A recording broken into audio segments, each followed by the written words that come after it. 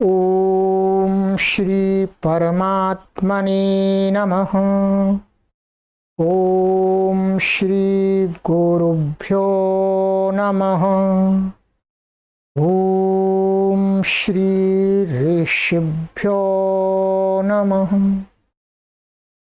ओम असतो मा सद्गमय तमसो मा ज्योतिर्गमय मृत्योर्मामृतं गमय मृत्योर्मामृतं गमय। ओम शांति शांति शांति। सर्वेभ्यो नमः। देववाणी संस्कृतम यूट्यूब चलदृश्यं प्रति भवतां भवतीनां च हार्दं स्वागतम। मित्रों, आज हम अष्टाध्यायी भाष्य प्रथमावृत्ति की लाइव कक्षा संख्या 268 को पढ़ने जा रहे हैं। 268वीं कक्षा को आज हम पढ़ेंगे। 267 कक्षाओं को मैंने आपको पढ़ा दिया है।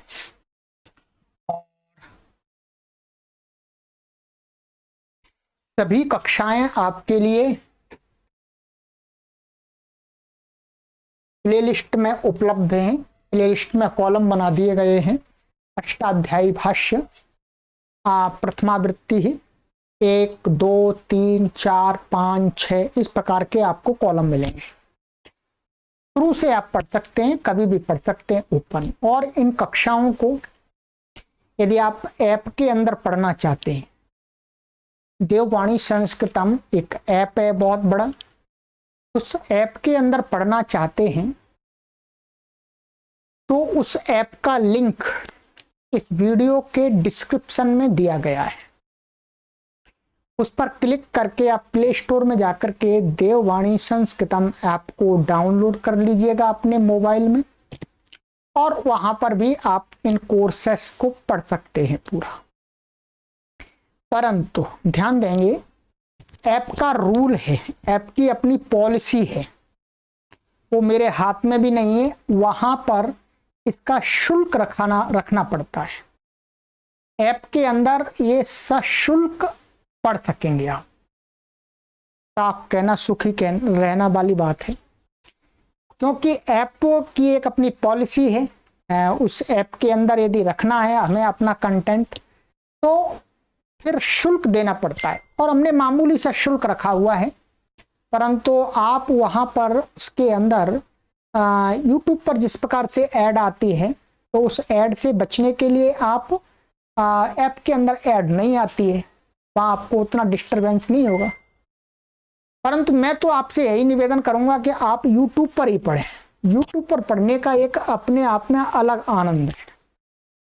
ऐप के अंदर अलग अपनी सुविधा है, परंतु यूट्यूब के अंदर जो आनंद आता है वो कहीं दूसरी जगह आनंद नहीं आता है। देखिएगा, यहाँ पर निशुल्क भी है, आनंद भी है।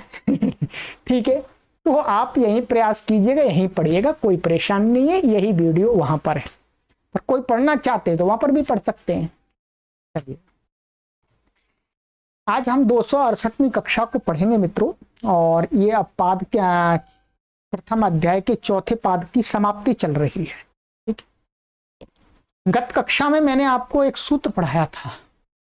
चलिए मित्रों, और आपसे पढ़ने से पहले पूरे अब ये आ ही गया है सामने, तो निवेदन कर देता हूं मित्रों। देखिएगा, आप सभी देख रहे हैं कि एक विस्तार से काम किया जा रहा है, एक आंदोलन चलाया जा रहा है। इस आंदोलन में आपकी भूमिका होनी चाहिए।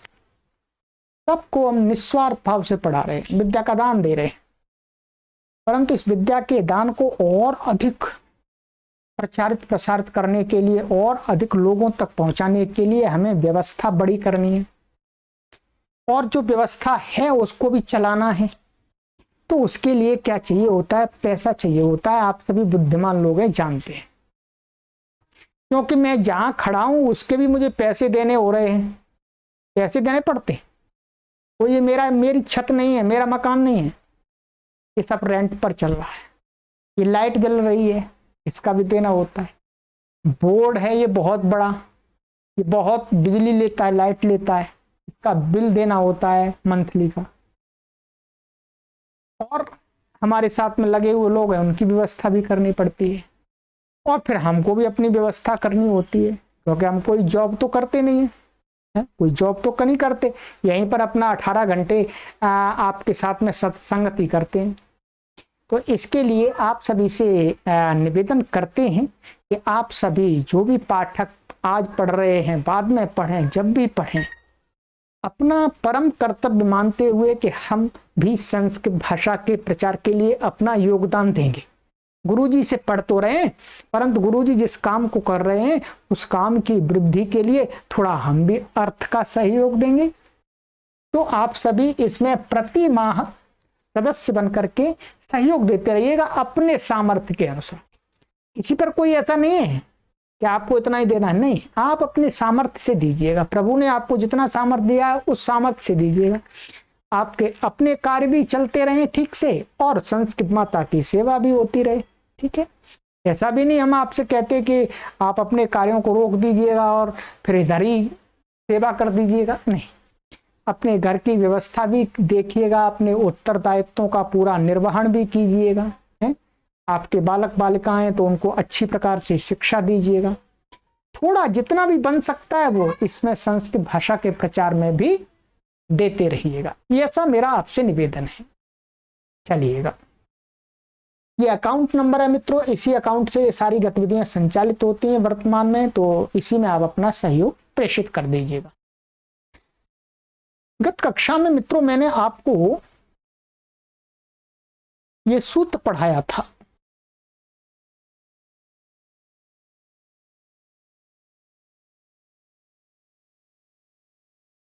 यह सूत्र पढ़ाया था, युष्मद्युपपदे समानाधिकरणे था निन्यपि मध्यमः।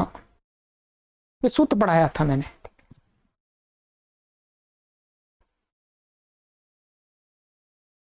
यहां पर मैंने आपको स्पष्ट बता दिया था कि यहां पर जो ये कहा है स्थानम है प्रसक्तम, प्रसक्तम माने प्रसंग, क्या प्रसंग, और प्रसंग है जिसका,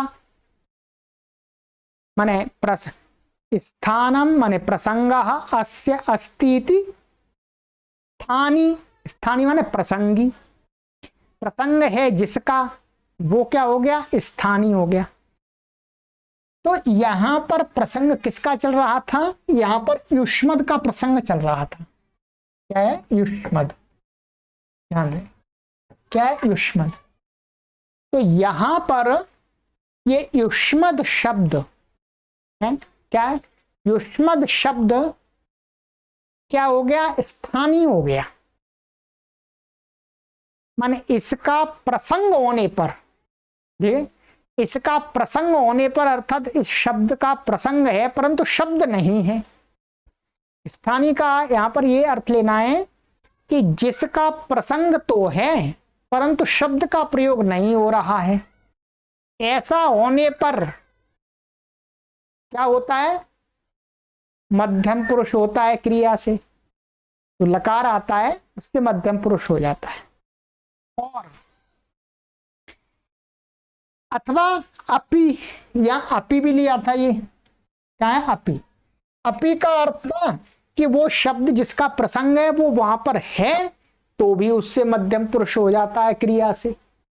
ये दोनों अर्थ ध्यान दीजिएगा, मैंने आपको समझा दिए थे पिछली कक्षा में भी, फिर एक बार आपकी आवृत्ति करा रहा हूं, ठीक है। स्थानीय का अर्थ है कि युष्मद शब्द, यहां पर इस सूत्र के अंदर, आगे सूत्र में बदल जाएगा। स्थानीय का अर्थ है कि युष्मद शब्द का प्रसंग है परंतु युष्मद शब्द वाक्य में नहीं है, अर्थात उसका अर्थ तो गम्यमान हो रहा है, तो ऐसी अवस्था में भी क्या हो जाता है, क्या हो जाता है बोलो, क्रिया से लकार से मध्यम पुरुष के प्रत्यय हो जाते हैं। इसलिए तो कहा था कि स्थानिनी माने अप्रयुज्यमाने, शब्द के प्रयोग ना होने पर वाक्य में परंतु उसका प्रसंग होने पर, और अपि शब्द से क्या लिया था, प्रयुज्यमाने भी। यदि शब्द वाक्य में है युष्मद तो भी दोनों अवस्थाओं में मध्यम पुरुष हो जाता है, लकार सेवन मध्यम पुरुष के प्रत्यय। बस यही इसका अर्थ है, और उदाहरण आपको दे दिए थे, त्वम पचसी युवाम पचथा यूयम पचथा, और अप्रयुज्यमाने माने पचसी पचथा पचथ। अब आपको कोई कठिनाई तो नहीं होनी चाहिए, मैंने यहां पर आपको समझा दिया है, ठीक है। फिर अब आपको चिंतन करना पड़ेगा स्वयं, तब समझ में आएगा और अच्छी तरह से ध्यान देंगे, ठीक है। चलिएगा,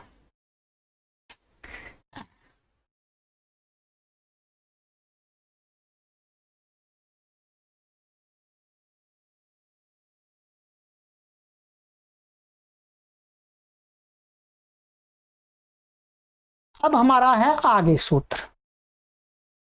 इस सूत्र को आपको थोड़ा सा अपनी पुस्तक, जिनके पास में पुस्तक है, क्या जिनके पास में पुस्तक है, ये पुस्तक मेरी पुस्तक है मित्रों, बहुत पुरानी पुस्तक है ये वाली, ये तो नई पुस्तक की पीडीएफ बनाई है, ये पुस्तक वो पुस्तक है मित्रों, आज मैं आपको दर्शन करा रहा हूं इसके, जिस पुस्तक से मैंने पढ़ा, क्या जिस पुस्तक से मैंने इस विद्या का प्रथमावृत्ति का अध्ययन किया, ये वो वाली पुस्तक है, पुरानी पुस्तक है।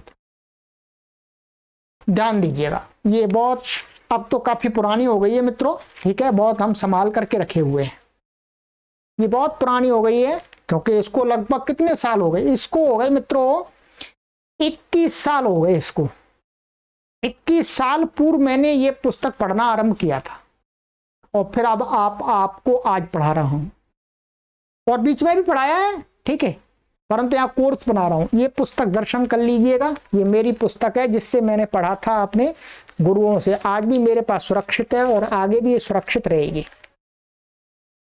इस पुस्तक में पढ़ते समय हमने जब चिंतन किया, गुरुओं से विचार विमर्श किया, तो बहुत सारी बातें हमने नोट कर ली हैं, पुस्तक पर नोट कर लिए कि कहीं पर क्या है। तो जो आज का सूत्र मैं पढ़ाने जा रहा हूं, उस सूत्र में आपको कुछ विशेष बताना है, मुझे क्या बताना है, विशेष बताना है, ठीक है। ये सूत्र यहां पर इसका जो अर्थ लिखा है वो गलत लिखा है। अब कहेंगे लो जी इसमें भी गलत लिखा है, हाँ इसमें भी गलत लिखा है, मैं आपको समझाऊंगा। ये सूत्र थोड़ा सा अलग टाइप का सूत्र है, पहले इस सूत्र को आप समझ लेंगे फिर मैं आपको बताऊंगा, ठीक है। चलिएगा, आइएगा, सूत्र है आपका प्रहासे च मन्योपपदे मन्यते रुत्तम एकवच्च, 14105 105वां सूत्र है मित्र, ठीक है। चलिएगा,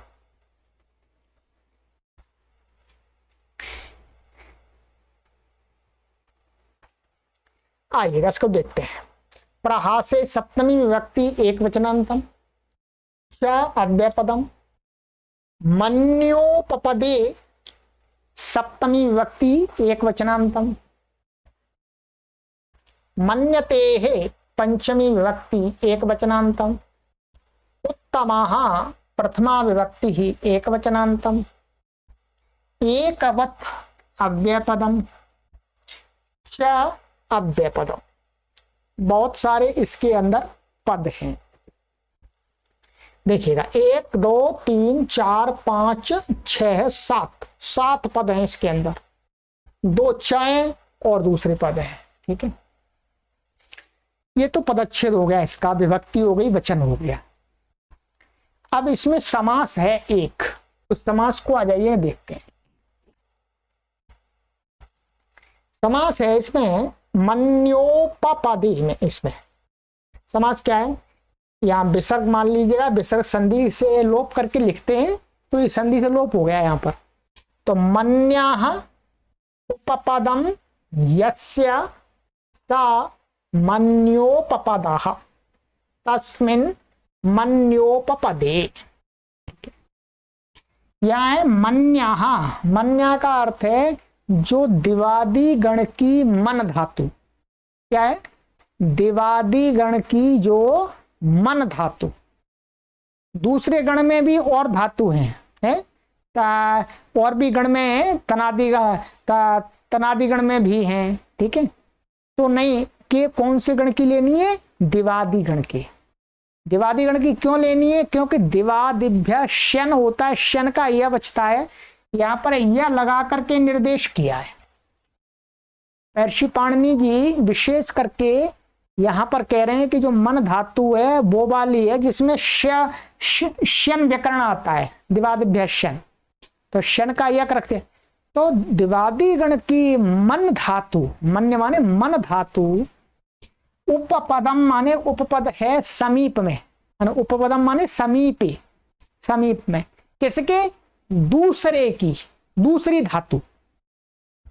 भाई किसी के समीप में तो अपने समान ही तो आएगा उसमें। तो यहाँ मन्यः उपपदम यस्य, यस्य धातोः, यस्य का अर्थ है धातु है, स धातोः मन्योपपदः, वो धातु क्या है, मन्य उपपद वाली हो गई। मन्य समीप में जिस दूसरी धातु के वो मन्योपपद वाली हो गई, तस्मिन मन्योपपदे, ठीक है, ये अर्थ हो गया, बहुब्रीहि समास हो गया इसमें, ठीक है, बहुब्रीहि। अब ये सूत्र में अब आपको भाव बताता हूं। ये सूत्र क्या करता है, ये सूत्र करता है कि जहां पर मध्यम पुरुष प्राप्त है वहां पर उत्तम पुरुष करना है, और जहां उत्तम पुरुष प्राप्त है वहां मध्यम पुरुष करना है। बस इतना ये काम करता है। क्या करता है ये, जहां पर ये जिस इसकी शर्त के अनुसार, इसकी शर्त है कि कहीं पर यदि उपहास गम्यमान हो रहा हो, किसी वाक्य के द्वारा उपहास गम्यमान हो रहा हो, जो वक्ता है वो किसी का उपहास करना चाह रहा हो, प्रहास से माने प्रहास माने उपहास, उपहास गम्यमान होने पर वाक्य के अंदर मन धातु का प्रयोग किया गया है और उसके समीप में कोई दूसरी धातु है मन्योपपद वाली, तो मन धातु से तो क्या, मन धातु से मध्यम पुरुष की प्राप्ति है पूर्व वाले सूत्र से, ठीक है। और क्या है, और जो दूसरी धातु है मन्योपपद वाली धातु, उससे उत्तम पुरुष प्राप्त है। वो आगे सूत्र आएगा उत्तम पुरुष वाला। उल्टा करना है, जहां मध्यम प्राप्त है वहां उत्तम करना है, और जहां उत्तम पुरुष के प्रत्यय प्राप्त है वहां मध्यम पुरुष करना है। बस ये सूत्र इतना करता है। इसलिए क्या करना होगा, इसमें आपको ये अनुवृत्ति दिखाई है, इसकी ये आपको हटानी होगी, ये हटानी होगी, इसको हटाना है आपको।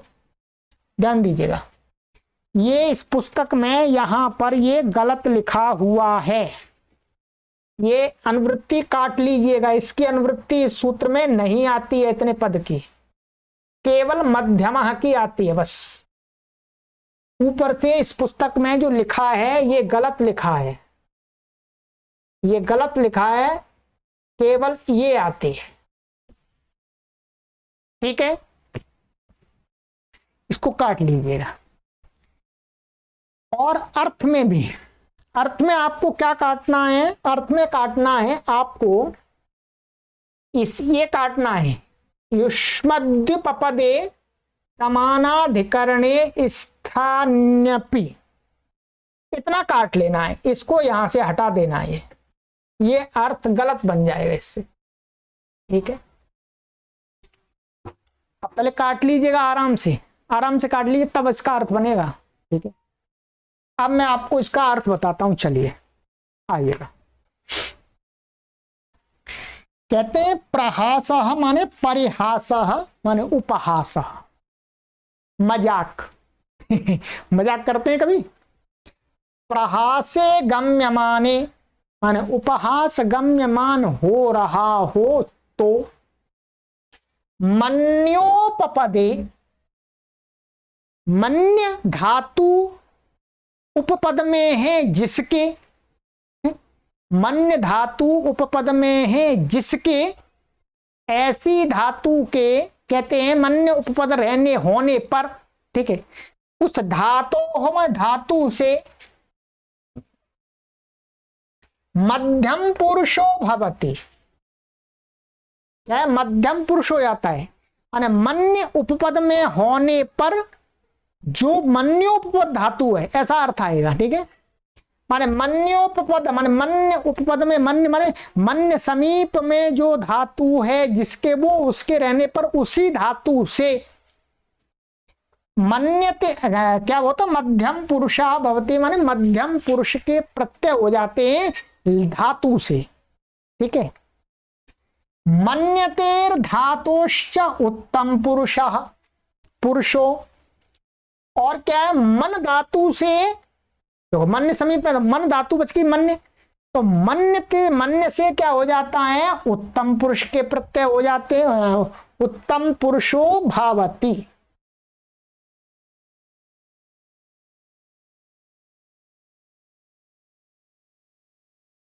ये देखिए, भवति साचा उत्तम एक वद भवति, और जो मन्य धातु से उत्तम पुरुष करते हैं उसमें क्या हो जाता है, एक वद भवति माने एक वचन हो जाता है। एक है तो एक वचन प्राप्त है, और बहुत सारे तो भी एक वचन ही होता है। अब आपको ये अभी थोड़ा समझ में आया होगा, अभी तो मैंने अर्थ बताया, उदाहरण में समझ में आएगा। ठीक, देखिएगा, उदाहरण है आपका, एहि मन्ये ओदनम भोक्ष्यसे नहि भोक्ष्यसे भोक्ताः सोतिथिभिः। ये प्राचीन काल का उदाहरण है। ये प्राचीन काल में गुरुकुलों में चावल खाए जाते थे, ओदन, क्योंकि वास्तव में जो भारतवर्ष है उसका जो भोजन प्रधान, वो उसका जो भोजन, मुख्य भोजन क्या है, चावल है वास्तव में। वर्तमान में तो गेहूं खाते हैं, जैसे अब हम लोग हैं, हम लोग मुख्य रूप से गेहूं की रोटी खाते हैं, परंतु भारतवर्ष का जो प्राचीन भारतवर्ष था, उस सारे भारतवर्ष की एरिया को देख करके उसका जो बहुल जनसंख्या भाग वो ओदन खाने वाले थे। भारत में अब भी ओदन खाने वाले बहुत सारे हैं, परंतु प्राचीन भारत और बड़ा था। पाकिस्तान, बांग्लादेश, ठीक है, अफगानिस्तान, ये सारे भारत देश के अंदर थे। तो अधिक जो क्षेत्र के लोग थे भारत देश में, वो ओदन खाते थे, चावल खाते थे। और महर्षि पाणिनि जी भी कहाँ के थे? महर्षि पाणिनि जी भी तो पाकिस्तान के थे। पाकिस्तान तो अब है, पहले तो भारतवर्ष था, है? आर्यावर्त था, पहले सबसे पहले तो आर्यावर्त था ये। तो क्या है, उस समय गुरुकुलों में चावल ज्यादा खाए जाते थे, रोटी भी बनती होंगी पर चावल अधिक खाए जाते थे। तो ये एक उस समय का प्रचलित उदाहरण है कि कभी कोई विद्यार्थी होते हैं, तो क्या है, उसमें कोई विद्यार्थी किसी दूसरे विद्यार्थी से मजाक करने लग गया, भाई वो कहीं बाहर गया होगा काम के लिए, वो लौट के आया होगा, उसने कहा होगा कि भाई चलो अब मैं चावल बच गए चावल खाऊंगा। तो दूसरा विद्यार्थी उसका मित्र तो उससे मजाक करने लग गया कि तुम ऐसा सोचते हो क्या, तुम ऐसा सोचते हो कि मैं ओदन खाऊंगा, परंतु ओदन तो कोई अतिथि आज आए थे उनको दे दिया, वो खा के चले गए, समाप्त हो गया, अब क्या खाओगे, रहो भूखे शाम तक। ठीक है, ये मजाक है एक तरह से। कोई विद्यार्थी किसी विद्यार्थी से ये कह रहा है कि भाई तुम ऐसा सोचते हो कि मैं ओदन खाऊंगा, मैं माने तुम है, तो भूल जाओ, ओदन तो खा गया, अतिथि ने खा लिया। यही अरे भाई मन्ये, तुम ऐसा मानते हो कि ओदनम मोक्ष से, कि मैं ओदन खाऊंगा, नहीं मोक्ष से नहीं खाओगे तुम, क्योंकि भुक्ता साह अतिथि भी, वो तो अतिथि ने खा लिया ओदन, तो जो तुम्हारे हिस्से का था उसको तो अतिथि खा गया। ये मजाक हो गई, उसका उपहास कर रहा है कि तुम समय पर नहीं आए, कहीं दूसरी जगह चले गए, लो तुम्हारा भोजन तो अतिथि खा गया, क्या खाओगे, खा लो, मजाक कर रहा है। अब यहां पर देखना है, यहां पर मुख्य रूप से आपको जो ये एक तो मन्ये पद है, ठीक है, मन्ये ये मन धातु है, और एक है भोक्ष से, यहां पर धातु है भुज। ठीक है, ये सूत्र समझ लीजिएगा।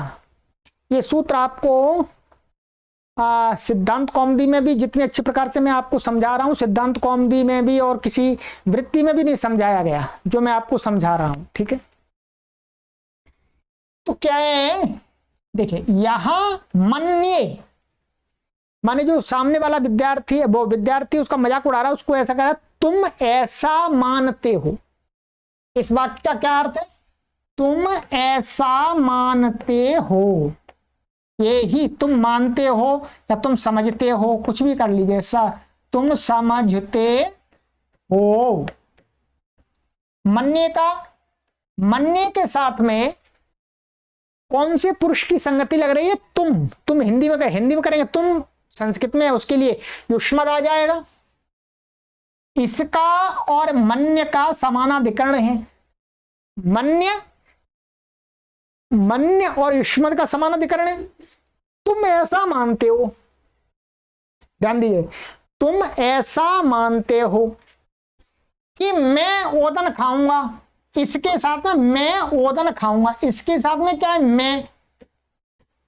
मैं का संबंध लग रहा है। मैं के लिए क्या शब्द है, अस्मद। ध्यान दीजिएगा, मैं के लिए क्या शब्द है, अस्मद।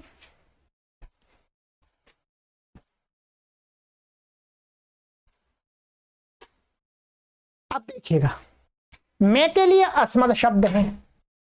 अब यहां पर यह देखना है कि यहां पर तुम ऐसा मानते हो, तो इसमें क्या प्राप्त हो रहा है, मध्यम पुरुष का प्रत्यय। भाई मध्यम पुरुष तो होना चाहिए, जैसे तुम जाते हो तो त्वम गच्छसि, तो वैसे ही यहां पर क्या होना चाहिए, त्वम मन्यसे, तुम ऐसा मानते हो, परंतु ऐसा नहीं दिख रहा। क्या दिख रहा है, यहां पर उत्तम पुरुष दिख रहा है, और इसका जो कर्ता है वो मध्यम पुरुष है। ठीक है, और ओदनम भोक्ष से, तुम ऐसा मानते हो कि मैं ओदन खाऊंगा, इसका कर्ता क्या कौन है, इसका कर्ता है उत्तम पुरुष का मैं, अस्मद में। तो यहां क्या प्राप्त होगा, यहां पर भोक्ष्य ऐसा प्राप्त हो रहा था, मैं खाऊंगा। ठीक है, ध्यान दीजिए, यहां क्या प्राप्त हो रहा था, मन्य से ऐसा प्राप्त हो रहा था, ध्यान देंगे। और यहां पर क्या प्राप्त हो रहा था, भोक्ष्य, ये उत्तम पुरुष एक वचन में आ गया। ठीक है, तुम ऐसा मानते हो कि मैं भोजन खाऊंगा, मैं ओदन खाऊंगा, बस यहीं पर समझना है आपको, आगे तो सामान्य है। यहां पर भोक्ष्य की प्राप्ति हो रही थी और यहां पर मन्य से की, यदि मजाक नहीं हो रहा है, परिहास नहीं हो रहा है, तो यहां पर मन्य से ही होगा और यहां पर भोक्ष्य ही होगा। ठीक है, परंतु मजाक गम्यमान हो रही है, मजाक किया जा रहा है, परिहास किया जा रहा है, उपहास किया जा रहा है, तो ये सूत्र नियम कर रहा है। यहां पर क्या कर रहा है कि युष्मद पद के उपपद रहते हुए अर्थात स्थानीय युष्मद शब्द के प्रसंग होने पर भी, यहां पर क्या है, युष्मद शब्द का प्रसंग हो रहा है, युष्मद शब्द स्थानीय बन रहा है, अर्थात यहां त्वम शब्द का प्रयोग नहीं है परंतु उसका प्रसंग है। तो पूर्व वाले सूत्र से युष्मद्युपपदे समानाधिकरणे, उस सूत्र से क्या हो जाता, यहां पर मध्यम पुरुष के प्रत्यय प्राप्त हो जाते हैं, ऐसा बन रहा था। और यहां पर भोक्ष्य, ये आगे सूत्र आएगा, अस्मद्युदुत्तमः है, अस्मदि उत्तम आगे आएगा, उससे यहां पर उत्तम पुरुष का प्रत्यय प्राप्त हो रहा था। इस सूत्र ने उल्टा कर दिया कि परिहास गम्यमान होने पर जहां पर मध्यम पुरुष की प्राप्ति है वहां तो उत्तम करेंगे मन धातु से। ठीक है, और जहां पर उत्तम पुरुष की प्राप्ति है वहां पर मध्यम करेंगे, और जहां मध्यम की प्राप्ति वहां उत्तम करेंगे मन धातु से। ठीक है, तो इसलिए अब इस सूत्र से क्या कर दिया जी, मन्ये, उत्तम पुरुष का प्रत्यय आ गया और एक बच्चे एक वत भी हो गए। और यहां पर क्या है, ये मन धातु उपपद में, जिसके भुज धातु है, भुज धातु के उपपद में, तो ये मन्य उपपद से क्या हो जाएगा, मध्यम पुरुष हो जाएगा। क्या है, मध्यम पुरुष, परंतु इसका समानाधिकरण किसके साथ हो रहा था, उत्तम पुरुष के साथ में। तो इस सूत्र ने नियम बदल दिया, उसको उल्टा कर दिया कि गम्य परिहास गम्यमान होगा तो क्या करना है,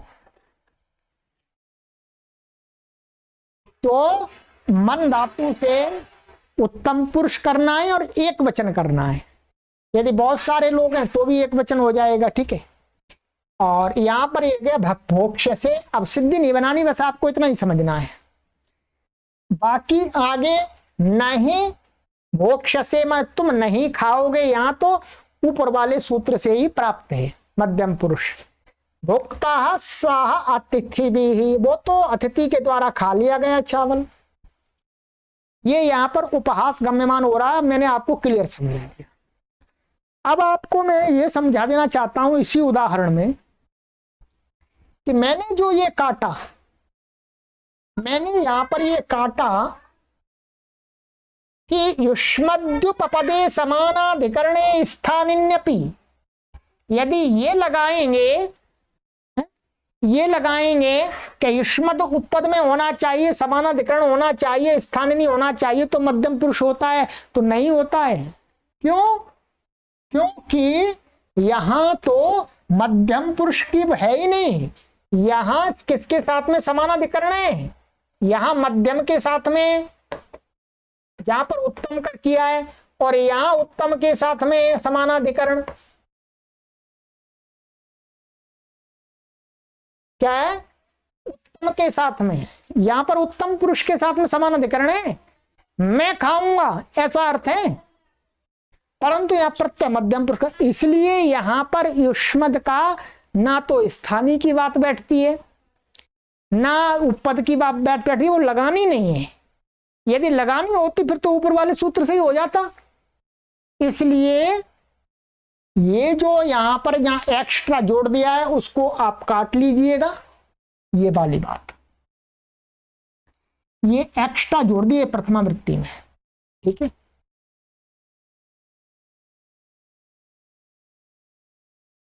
ये काट लीजिएगा, मैं पहले कटा दिया।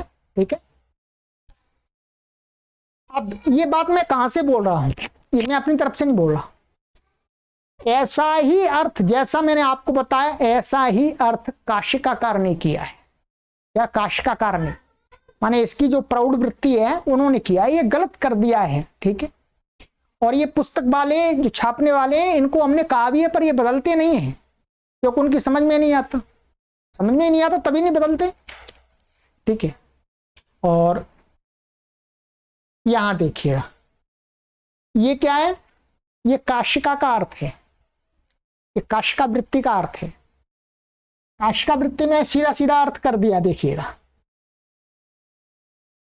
प्रहासा परिहासा क्रीडा माने मजाक खेल, प्रहासे गम्य माने मन्योपपदे, वो सारा हटा दिया, युष्मद्विपदे समान अधिकरण सब हटा दिया यहाँ क्योंकि उसको संगत लगनी नहीं है। प्रहासे गम्य माने मन्योपपदे धातोः मध्यम पुरुषो भवति मन्यतेश्च उत्तमा सच एकवद् भवति। यही अर्थ मैंने किया है, इसके अकॉर्डिंग किया मैंने, ये सही अर्थ है काशिका का, वो अर्थ गलत है। तो अब मैंने आपको ध्यान दिला दिया है। ठीक है, अब ये बात क्या है, आप यदि अपने आप पुस्तक लेकर के पढ़ने लगेंगे तो समझ में नहीं आएगी, इसीलिए गुरु की आवश्यकता होती है। क्या है, इसीलिए गुरु की आवश्यकता होती है। गुरु गलत और सही को बताता है। ठीक है, चलिए ये यहां से मैंने बता दिया।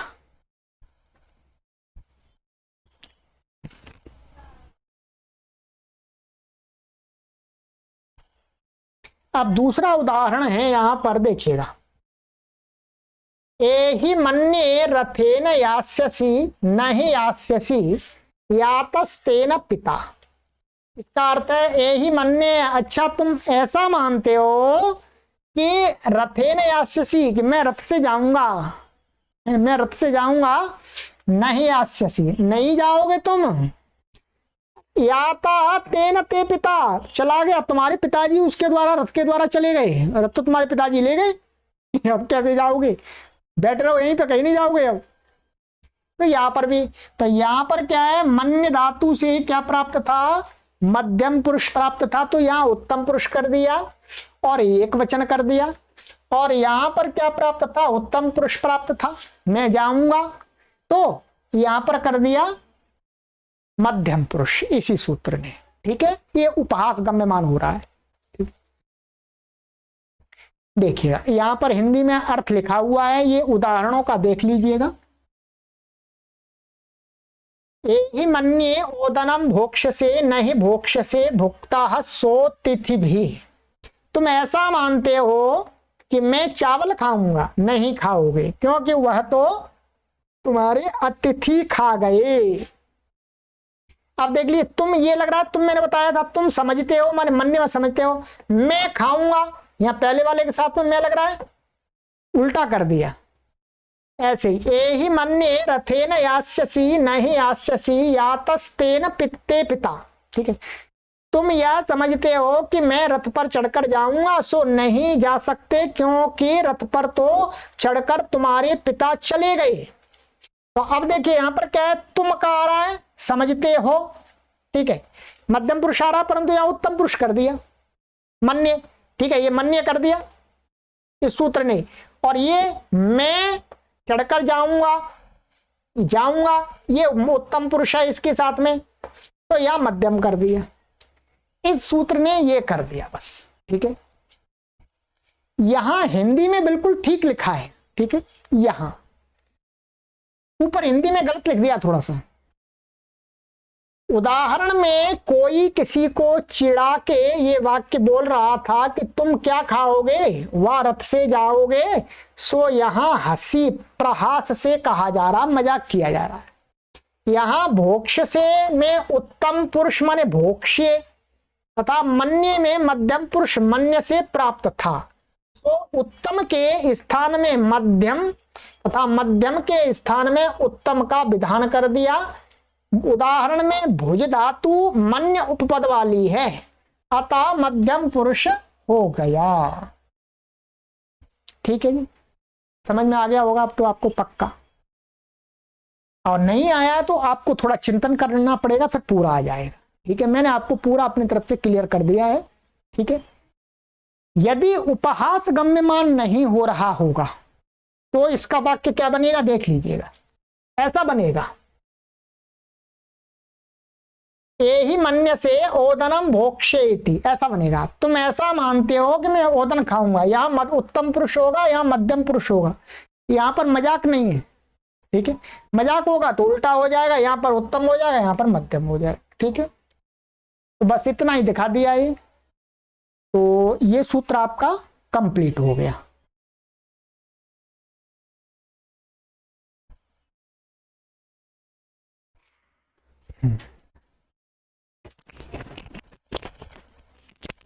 सुनिएगा अभी।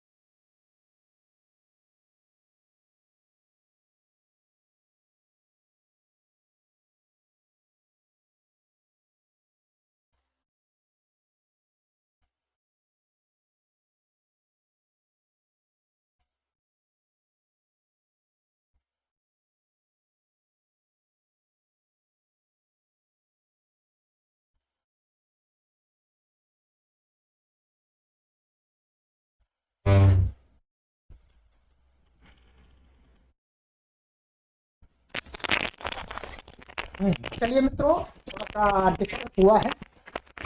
ये आज की क्लास थोड़ी सी लंबी क्लास है। ठीक है, चलिए आइएगा।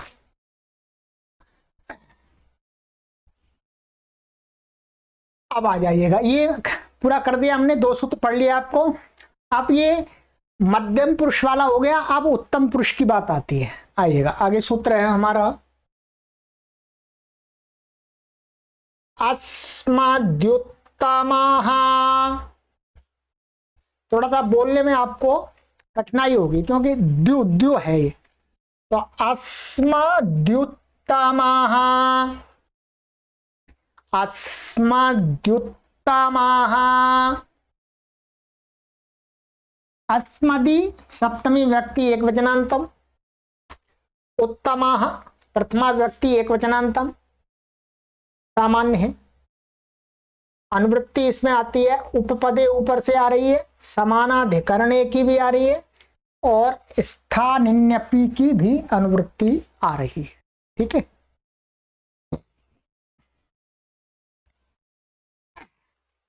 बिल्कुल पहले वाला जब जो ईश्वद उपपदे समानाधिकरणे स्थानिन्यपि मध्यमात् था, वैसा का वैसा ही पूरा है इसमें भी। केवल युष्मद के स्थान में अस्मद ले आएंगे बस, ठीक है। अर्थ अस्मद्युपपदे समानाभिधे सति प्रयुज्यमाने प्योत्तमा पुरुषो भवति, ठीक है। यह अस्मदि उपपदे समानाभिधे सति प्रयुज्यमाने अपि अप्रयुज्यमाने अपि उत्तम पुरुषो भवति, ऐसा तोड़ तोड़ करके बोलेंगे, ठीक समझ में आएगा। कहते हैं अस्मद शब्द के उपपद रहने पर, माने वाक्य में क्या लकार के क्रिया है उससे जो लकार आया है उसके समीप में रहने पर, ठीक है। समीप में मतलब एक दो शब्द का बीच में व्यवधान होगा तो भी चलेगा।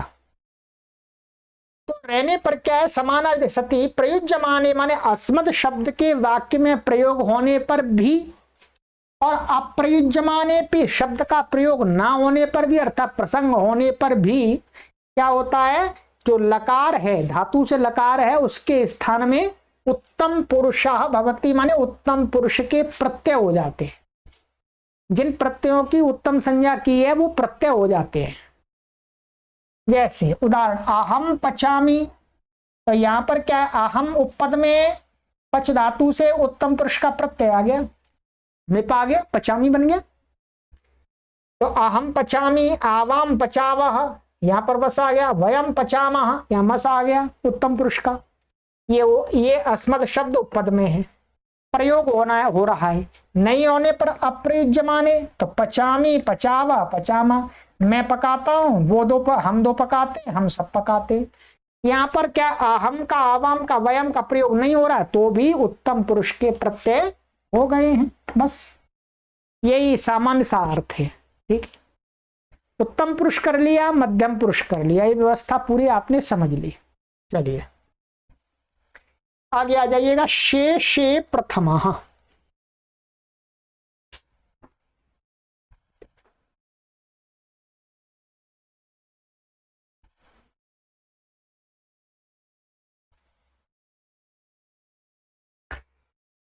शेषे प्रथमः 1 4 7, शेषे सप्तमी व्यक्ति एक वचनांतम, प्रथमा व्यक्ति एक वचनांतम। अर्थः मध्यमोत्तम विषयात अन्यः शेषः। कहते हैं मध्यम और उत्तम, माने मध्यम पुरुष और उत्तम पुरुष से अन्य जो कुछ भी है, अन्य जो कुछ भी है, माने अस्मद और युष्मद शब्द को छोड़ करके वो क्या है, सब शेष है। यत्र युष्मदस्मदि समानाधिकरणे उपपदे न स्तः तस्मिन् शेष विषये प्रथम पुरुषो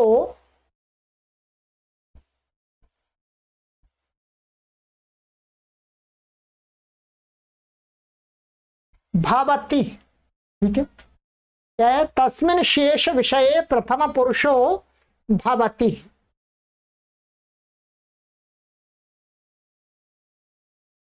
कहते हैं यत्र माने जहां युष्मद और अस्मद समानाधिकरण उपपद में ना हो, वाक्य में युष्मद अस्मद का प्रयोग ना हो रहा हो, ठीक है, ध्यान दीजिए, युष्मद अस्मद शब्द का प्रयोग ना हो रहा हो तो उपपद में ना हो तो क्या नस्ता तस्मिन, ऐसी अवस्था में होने पर शेष विषय में दूसरे शब्द हो, राम है, सा है, भवत है, भवान है, भवती है, ये सारे प्रथम पुरुष भवती माने प्रथम पुरुष के प्रत्यय होते हैं। उदाहरण दे दिया इन्होंने, देखिएगा,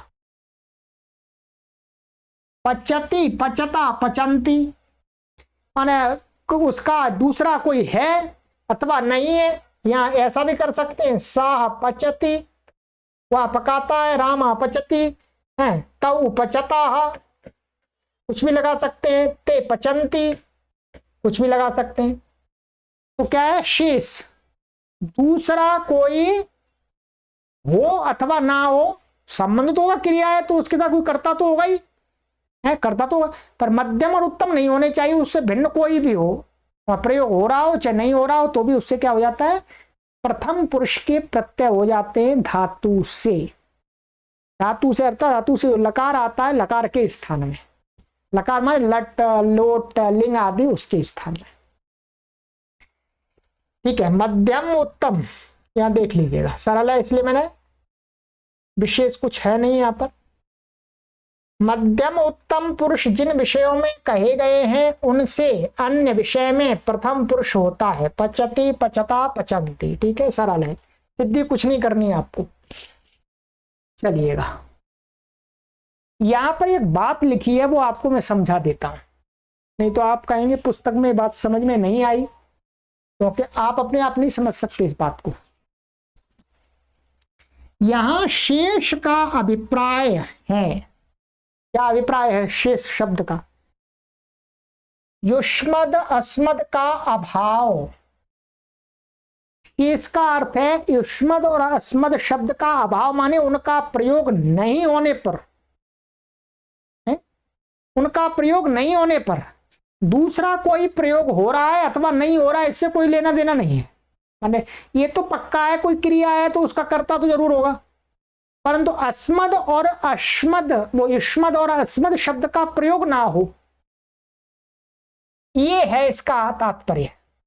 न कि ये अर्थ नहीं है कि युष्मद अस्मद से अन्य का सद्भाव, माने यहां पर शेष से ये नहीं कहा जा रहा कि युष्मद अस्मद को छोड़ करके दूसरा शब्द कोई हो ही तभी होगा, नहीं, अब प्रयोग हो चाहे नहीं हो उसका प्रसंग होगा, अपने आप बन जाएगा प्रसंग। ठीक है, इसलिए क्या सिद्धांत निकल के आता है, इसलिए ये सिद्धांत निकल के आता है कि जब वाक्य के अंदर अन्य माने अन्य पुरुष का कोई शब्द भी आ रहा हो कर्ता के रूप में और मध्यम पुरुष का भी आ रहा हो, कहते इसलिए त्वं च देवदत्तश्च पचथः इत्यादि वाक्यों में युष्मद अस्मद से अन्य का सद्भाव होने पर भी प्रथम पुरुष नहीं होता। ठीक है, यहां क्या है, इसलिए यहां पर ये हमने एक वाक्य दिखाया गुरुजी ने, ये त्वं च देवदत्तश्च पचथः, तू और देवदत्त पकाते हैं, तो यहां पर कौन सा प्रत्यय आए? मध्यम पुरुष के। कौन से आए बोलो? मध्यम पुरुष के। क्यों? क्योंकि यहां पर युष्मद शब्द का भी प्रयोग हो रहा है, युष्मद शब्द का अभाव नहीं है, भाव है, इसलिए यहां पर प्रथम पुरुष नहीं हो सकता, इसलिए क्या है यहां मध्यम पुरुष होता है।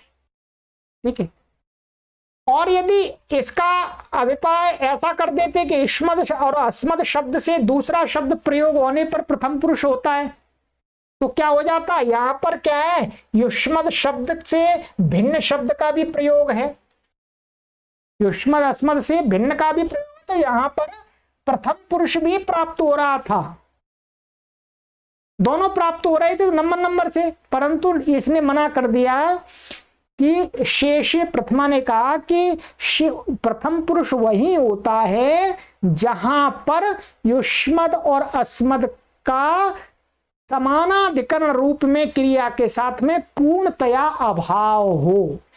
यदि भाव है तो फिर प्रथम पुरुष नहीं होता है, ये अर्थ निकल के आया। हो सकता है ये अर्थ थोड़ा सा आपको अभी कठिन पड़ रहा होगा, परंतु जब आप काशिका पढ़ेंगे, द्वितीय वृत्ति पढ़ेंगे, तो ये आपको पूरा समझ में आ जाएगा। ये द्वितीय वृत्ति की बात है वैसे। ठीक है, और भूयते आदि में युष्मद अस्मद का अभाव होने के कारण प्रथम पुरुष हो जाता है। भूयते तेन भूयते, यह तो वहां पर क्या है, ये कर्म में लगबो, भाव में लकार होने के कारण से क्या है, भाव में क्रिया का संबंध किसी कर्ता के साथ में नहीं होता सीधा एकदम। ठीक है, तो एक वचन आता है, इसलिए यहां पर प्रथम पुरुष हो जाता है, क्योंकि यहां पर युष्मद और अस्मद का अकर्मक धातु के साथ में कभी संबंध होता ही नहीं है। यहां ध्यान देंगे, यहां प्रथम पुरुष माने किसी अन्य का भी संबंध नहीं है। मानिएगा तेन भूयते, ये थोड़ी गहराई वाली बात है। ठीक है, अभी मैं जितना आपको समझ में आ जाए उतना समझ लीजिएगा। ठीक है, मानिएगा तेन भूयते, ऐसा हम करते हैं। ये क्या है? भूयते, ये भाववाच्य में है।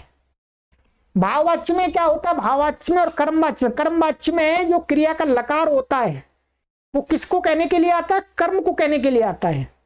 और जो भाववाच्य में क्रिया का लकार आता है वो क्या है? क्रिया की सत्ता को ही कहने के लिए आता है।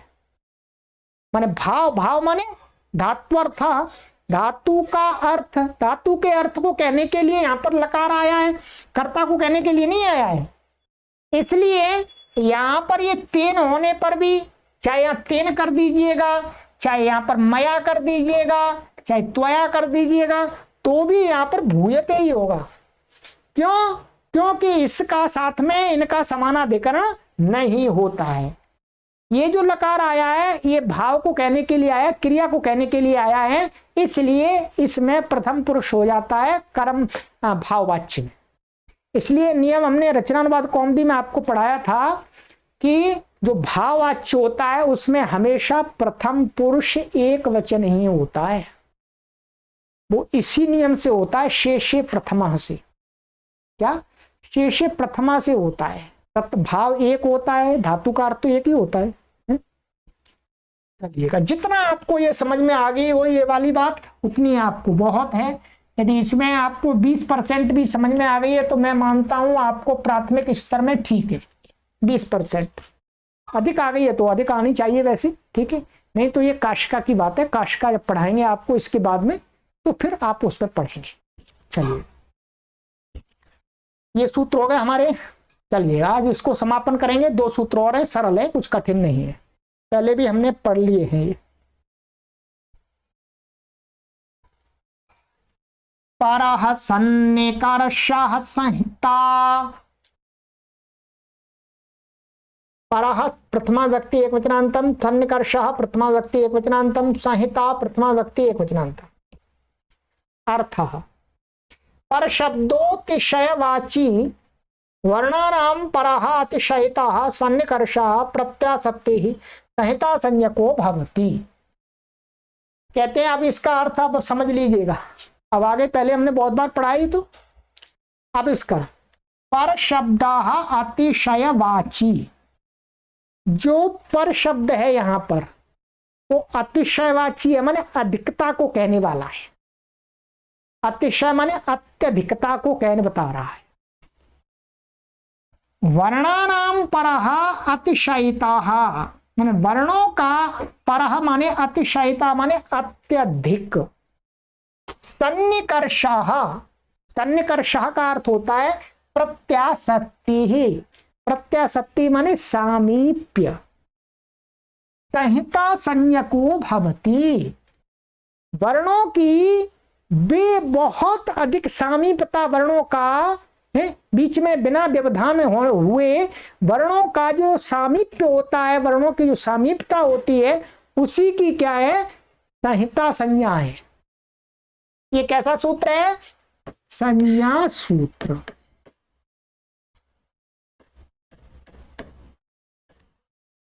ये क्या है? संज्ञा सूत्र।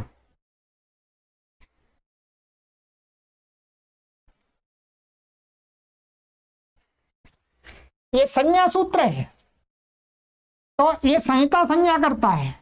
तो ये कहता है कि वर्णों की बहुत अधिक समीपता, बहुत अधिक समीपता का मतलब होता है 2 से 2 वर्ण या 2 से अधिक वर्णों में उनके मध्य में आदि मात्रा से कम का व्यवधान जब होता है तो उनकी सबकी संहिता संज्ञा हो जाती है, और अर्ध मात्रा से अधिक का बीच में काल का व्यवधान होता है तो संहिता संज्ञा नहीं होती।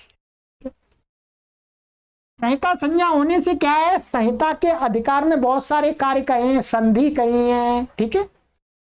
तो जैसे यहां पर है दधि प्लस अत्र, तो यहां पर क्या है? जो ये और ये आ है, इनके बीच में कोई व्यवधान नहीं है, ये पूरी समीपता है। इसलिए यहां पर संहिता के अधिकार में, देख लीजिएगा यहां पर ये सूत्र लिखा हुआ है, यहां पर 6वें अध्याय का है ये। उदाहरणों में इकार आकार, माने ये वाला इकार आकार तथा उकार अकार माने मधु प्लस अत्र माने उ और आ, इनकी अत्यंत समीपता में संहिता संज्ञा होने से, इससे संहिता संज्ञा हो गई इनकी। संहितायाम के अधिकार में 6:1:70, ये संहिता के अधिकार में माने संहिता संज्ञा पहले करनी होती है, उसके बाद में उसके कार्य होते हैं। तो उसी अधिकार में एक सूत्र है इको यणची, से यण आदेश हो गया। इको यणची तो बहुत बार आपने सैकड़ों बार पढ़ा दिया मैंने आपको, ठीक है। तो क्या हो गया, यहाँ ई को यह हो गया तो दध्यत्र बन गया, और यहाँ ऊ को वह हो गया मध्वत्र बन गया। ये यदि इनकी यहाँ दूर होता है या बीच में कोई वर्ण आ जाता तो इनकी संहिता संज्ञा नहीं होती, तो संधि भी नहीं होती, ठीक है। यहां वर्णों की अत्यंत समीपता का अर्थ है वर्णों के उच्चारण में अर्धमात्रा से अधिक काल का व्यवधान न होना। जो गुरुजी ने बात कही वही बात मैंने आपको बताई है। अर्धमात्रा से अधिक का व्यवधान कर देंगे तो फिर संधि नहीं होगी। आप बोलेंगे दधि अत्र, यहां संधि नहीं होगी, और दोनों में जल्दी बोलेंगे दधि अत्र तो दध्यत्र ऐसा बन जाएगा ठीक है। माने जब हम ई और अ के बीच में आदि मात्रा से कम काल का व्यवधान करेंगे तो संधि अपने आप हो जाएगी, दध्यत्र बन जाएगा, मध्वत्र बन जाएगा। और जब आदि मात्रा से अधिक का व्यवधान करेंगे तो ये अलग अलग हो जाएंगे, दधि अत्र। अब यहां पर आदि मात्रा से अधिक का व्यवधान हो गया, इसलिए संहिता नहीं हुई, संहिता नहीं हुई तो एक कोणची भी नहीं लगा, ये सिद्धांत है, ठीक है। पराह सन्निकर्षाः संहिता, इस संहिता संज्ञा हो गई। चलिएगा आइएगा अंतिम सूत्र मित्रों प्रथम अध्याय पार कर रहे हैं। चलिएगा विरामोवसानम 1:4:109, ये भी कैसा सूत्र है, संज्ञा सूत्र, बहुत प्रसिद्ध संज्ञा है, बहुत बार हमने किया, आप देख लेते हैं, इसको समझ लीजिएगा थोड़ा सा आज, ठीक है। ये बहुत बार आगे काम आना है, ठीक है। संज्ञा सूत्र है विरामः प्रथमा व्यक्ति एकवचनांतम, अवसानम प्रथमा व्यक्ति एकवचनांतम, ठीक है।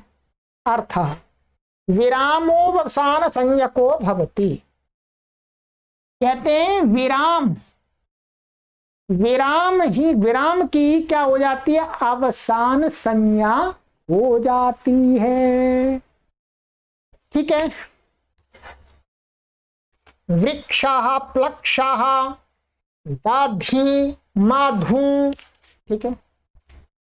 अवसान संज्ञा होने से क्या हो जाता है, हमने रामः आदि उदाहरण बनाए, भागः, ठीक है, रागः त्यागः, तो क्या है खर अवसान योर विसर्जनीय, मन अवसान में वर्तमान वो क्या हो जाती है, विसर्ग हो जाता है, सक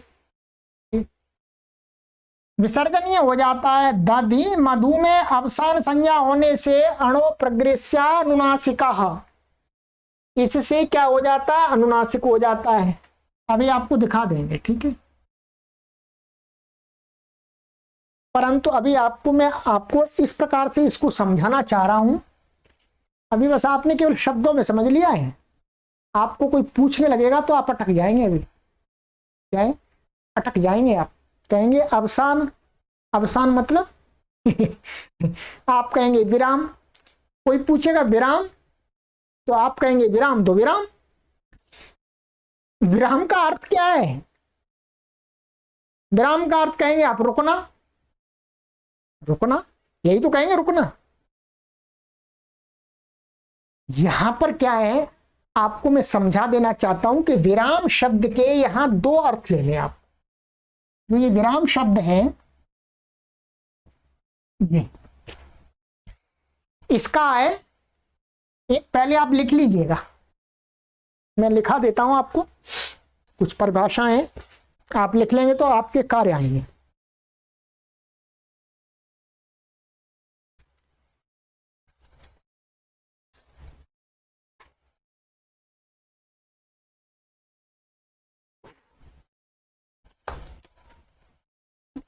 जिनके पास काशिका है तो वो काशिका में देख सकते हैं, काशिका में एकदम क्लियर किया है। काशिका की जो परिभाषा है वही मैं आपको लिखाऊंगा, ठीक है, क्योंकि मैं अपनी तरफ से नहीं बनाता कुछ ज्यादा चीजें, ठीक है।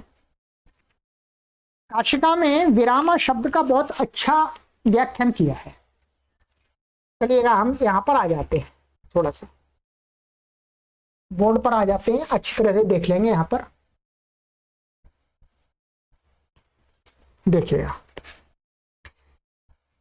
विराम शब्द की व्युत्पत्ति हमें कैसे करनी चाहिए। विराम, पहली व्युत्पत्ति है विरति,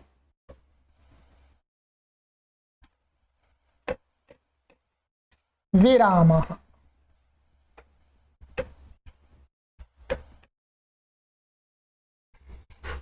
दूसरी व्युत्पत्ति है इसकी विरम्यते अनेन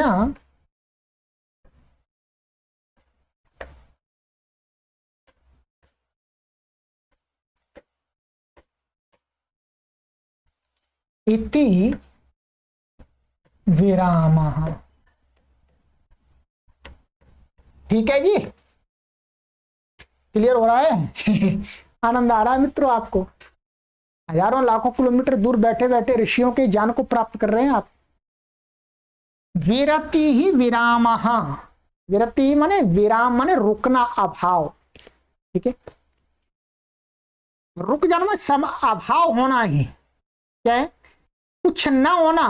भाई जहां पर कुछ नहीं होता वहां कैसे जाएंगे, वहां गति रुक जाती है अपने आप, विराम लग जाता है, विराम लग जाता है। चलते जाइए चलते जाइए, एक जगह ऐसी आई, वैसे पृथ्वी तो गोल है, आप चलते रहेंगे तो चलते ही रहेंगे, ठीक है। परंतु वैसे आप सोचते रहिएगा, किसी विचार को सोचेंगे तो एक सीमा ऐसी आएगी वहां पर कुछ आगे सोचने को अवसर ही नहीं है। तो क्या विरति इति विरामः, माने यहां पर विराम का अर्थ है वर्णोच्चारण भाव अभावः, वर्णोच्चारण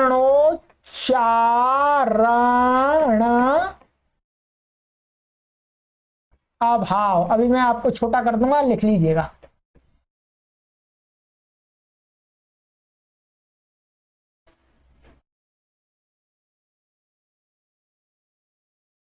ठीक है,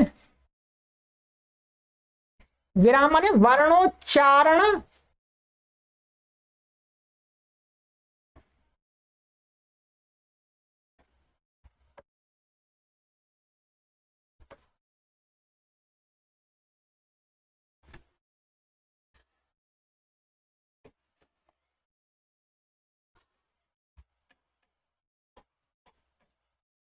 चलिएगा, संस्कृत का ही बना दिया। वर्णोच्चारणा भाव माने वर्णों के उच्चारण का अभाव, माने वर्णों का अब किसको कुछ है ही नहीं तो किसका उच्चारण करें। एक तो विराम का यहां पर यह अर्थ है, ठीक है। दूसरा अर्थ था कि विरम्यते अनेन इति विराम,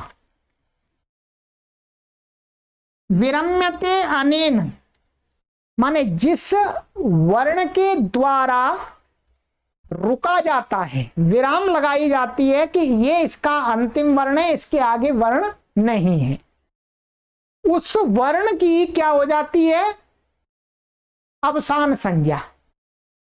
ध्यान दीजिएगा, आप किसी को समझाइएगा तो इस बात से समझाइएगा, जैसे ये शब्द है हमारे पास में रामस, ये राम और ये सु का सा था, ठीक है।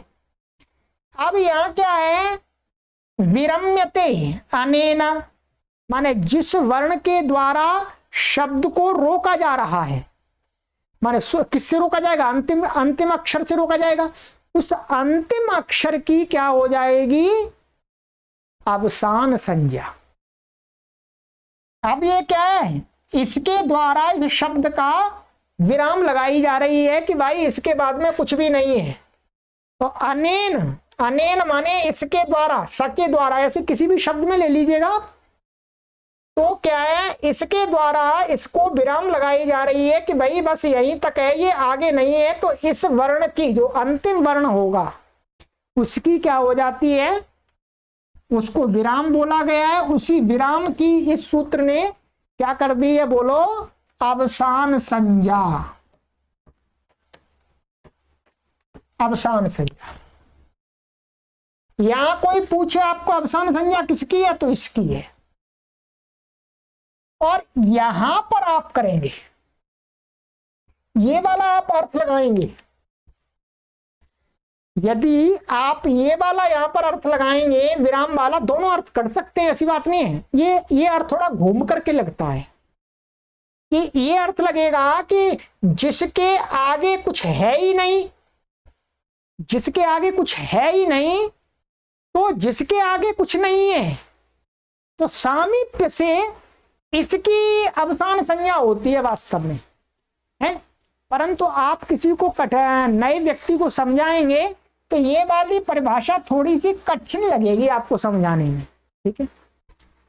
परंतु आप इसके माध्यम से समझाएंगे कि विरम्यते अनेन इति विरामा, तो अंतिम वर्ण की विराम संज्ञा हो जाती है। और उसको अब यहाँ पर क्या है, खरवसान और विसर्जनीय, माने अवसान में वर्तमान, जो इसको रू हो जाएगा, रू का र बचेगा, तो इसको क्या हो जाएगा, अवसान में वर्तमान, अवसान संज्ञा है इसकी, तो इसको क्या हो जाएगा, विसर्ग हो जाएगा, तो रामा बन जाएगा आपका। ये मैंने आपको काशिका की बात समझा दी है। ये काशिका का विषय है वैसे, परंतु मैंने आपको अभी समझा दिया क्योंकि ये समझने लायक है, आप समझ सकते हैं इसको, ठीक है। अब आप आराम से विरम्यते इसी से समझाइएगा, किसी को समझाइएगा तो ये घटाइएगा। यदि आप ये भी घटा करके बता सकते हैं, हिम्मत है, तो आप इसको भी घटा दीजिएगा। हाँ, मैं बता सकता हूँ ठीक है, पर आप भी बता सकेंगे जब काशिका पढ़ लेंगे, महाभाष्य पढ़ लेंगे और पढ़ा देंगे, तो फिर आप आराम से बता सकेंगे। चलिए, तो ये इसकी मैंने आपको बता दी। चलिए अब यहां पर आ जाइएगा मूल पर। ये हो गया। तो यहां पर क्या है, वृक्षा प्लक्षा में जो अंतिम रू है, सजुषो रू, ऐसे तो होता है। अवसान संज्ञा तो आपको बहुत बार करा दी हमने। जैसे वृक्ष है, वृक्ष है, यहाँ पर स्वादि उत्पत्ति करके सु आया, पित संज्ञा हो गई, स बचा, और सुप्तिगंतम पदम से पद संज्ञा हो गई। पद संज्ञा होने से क्या है, स को क्या हो गया, सजुषो रूह पदस्य के अधिकार में रू हो गया। रू के ऊ की संज्ञा हो गई, क्या बचा, र बचा, रेप बचा, रेप बचा। तो अब क्या है, रेप, रेप। अब यहाँ क्या शब्द बन गया, ये आपका वृक्ष र। अब इसने क्या किया, विराम अवसानम, विरम्यते अनेनेति विरामा, रके द्वारा इस शब्द का विराम लगाया जा रहा है। तो रकी क्या होगी, विराम संज्ञा। तो विराम, अब विराम संज्ञा होने से क्या है, खरवसान, वो विराम संज्ञा नहीं, विराम हो गया। तो विराम अवसानम से इससे अवसान संज्ञा हो गई। अवसान संज्ञा होने पर खरवसान और विसर्जनीय से इसको क्या हो गया, विसर्ग हो गया। तो वृक्षा बन गया, ऐसे प्लक्षा बन गया। दाधी माधु, इसको भी देख लीजिएगा, ये सूत्र है। ये कुछ नहीं करता, ये कहता है कि अवसान में वर्तमान जो अण है, अप्रग्रिय को छोड़ करके, प्रग्रिय नहीं होना चाहिए, प्रग्रिय संज्ञक, उसको छोड़ करके अनुनासिक हो जाता है। तो ये दधी शब्द है। दधी में क्या है, जो ई है, ई की क्या है, ई के द्वारा शब्द का विराम लग रहा है। तो ई की अवसान संज्ञा है, विराम अवसानम से अवसान संज्ञा होने से इससे क्या हो जाएगा, ये अनुनासिक कर देता है अवसान में वर्तमान वर्ण को। तो ई को अब अनुनासिक हो गया, ठीक है। ये अनुनासिक कर देता है ये, बस। चलिएगा, इस सूत्र में वावसाने से अवसान की अनुवृत्ति आती है, ये बता रहे हैं। अवसान ऊपर से यहां पर कहां आ रहा है, देखिएगा, ये यहां पर मैं दिखा देता हूं आपको।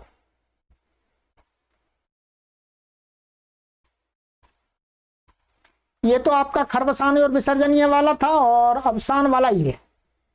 वापसाने यहां से अवसान की अनवसाने की अनुवृत्ति आती है, और अणु प्रग्रेस्यानुनासिका से अनुनासिक करता है। दादी दादी दादी विकल्प से करता है, एक बार करता है, एक बार नहीं करता है, ठीक है। चलिएगा मित्रों, ये आपका अध्याय समाप्त हो गया पूरा मित्रों, ठीक है। बहुत परिश्रम आपको भी करना पड़ रहा है, परंतु आपसे पहले अधिक परिश्रम किसको करना है? हमको करना होता है। आप देख रहे हैं कक्षा कितनी है, 1.25 घंटा होने जा रहा है, ठीक है। चलिएगा, पर विद्या का दान देना है तो विद्या का दान देना सरल नहीं होता है निस्वार्थ भाव से, ठीक है। तो ये आपका इति प्रथम अध्याय समाप्त हो गया। अब इससे जो अगली कक्षा होगी उसमें मैं पूरे पाद का सिंहावलोकन कराऊंगा। चतुर्थ पाद में जो जो मैंने आपको पढ़ाया है उस पूरे का सिंहावलोकन कराऊंगा। फिर उसके अगली एक कक्षा होगी उसमें मैं पूरे अध्याय का सिंहावलोकन कराऊंगा, ठीक है। 2 कक्षाओं में ये हो जाएगा। अब आपकी होगी परीक्षा। इसके बाद क्या होगी मित्रों आपकी? इसके बाद होगी आपकी परीक्षा। अब पूरे अध्याय की परीक्षा होगी। परीक्षा के लिए किसी के लिए कोई समय निश्चित नहीं किया जाता है, क्योंकि इस कोर्स को आगे पढ़ेंगे बहुत सारे लोग, सैकड़ों वर्ष तक पढ़ते रहेंगे। परीक्षा के लिए कम से कम आप पूरे अध्याय की तैयारी के लिए 10 दिन रख लीजिएगा। 10 दिन में आपको पूरे अध्याय का फिर दोबारा अवलोकन करना है, ठीक है। फिर आपकी परीक्षा, हम आपको परीक्षा पत्र भी यहीं पर उपलब्ध कराएंगे वीडियो के माध्यम से, उसका उत्तर पत्र भी उपलब्ध कराएंगे। आपकी परीक्षा हो जाएगी, फिर आपका दूसरा अध्याय चालू हो जाएगा। ये प्रक्रिया निरंतर चलती रहेगी, परंतु एक सीढ़ी तो हमने पार कर ली। 1 सोपान, 8 सोपान अष्टाध्यायी के अंदर 8 पाए हैं, इसके अंदर 1 पैर तो हमने चढ़ लिया।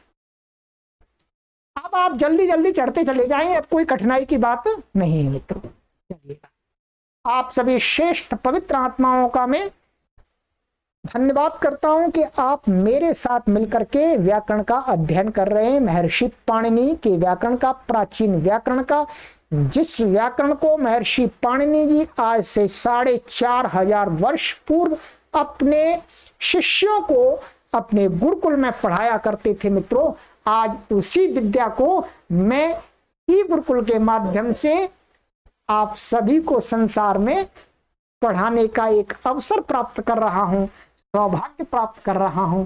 इसके लिए आप सभी धन्यवाद के पात्र हैं। सर्वेभ्यो नमः।